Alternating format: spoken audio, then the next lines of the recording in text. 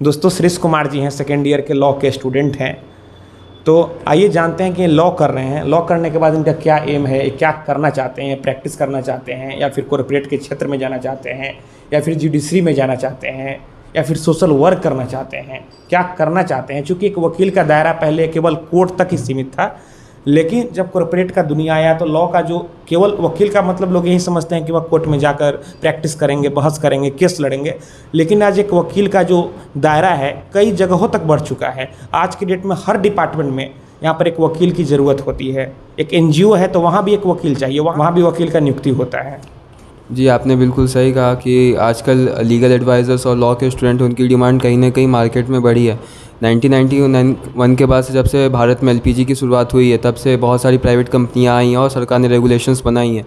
हालांकि जो अभी कंपनीज़ को रेगुलेट करती है कंपनीज़ एक्ट 2013, वो मैंडेटरी कहती है कि आपके हर कंपनी में एक लीगल एडवाइज़र होनी ही चाहिए। तो हम कहीं ना कहीं कह सकते हैं कि आज के युग में, आज के दौर में लीगल स्टूडेंट की बहुत डिमांड है। अब लॉ के स्टूडेंट ना सिर्फ कोर्ट में तक सीमित नहीं है बल्कि उनकी डिमांड कॉर्पोरेट वर्ल्ड और बहुत सारी चीज़ों में उनकी ज़रूरत आने लगी हैं। तो मेरा सवाल था इस वीडियो में कि आपका क्या एम है। आप अभी सेकेंड ईयर में हैं, इनका 5 ईयर का कोर्स है।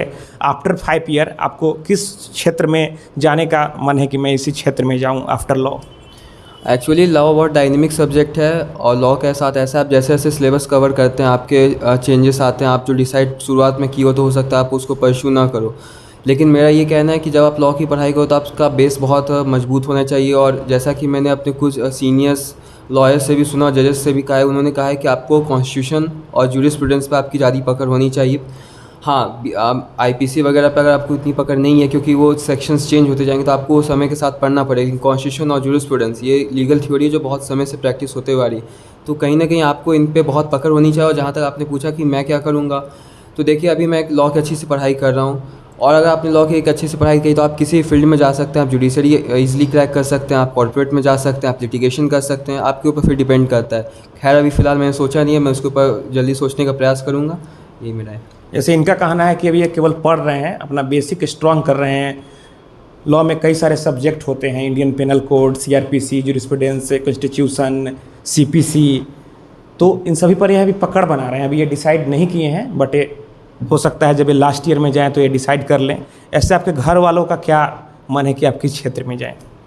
एक्चुअली घर वालों ने हमेशा सपोर्ट किया है। उन्होंने कहा है कि तुम्हें जो फील्ड भी अच्छी लगती है उसे तुम चूज़ करो।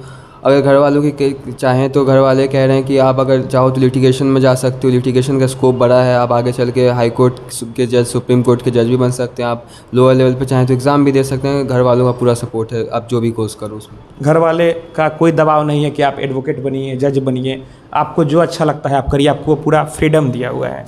चलिए, इसी के लिए आपको बेस्ट ऑफ लक। आप ऊंचाइयों को छूइए।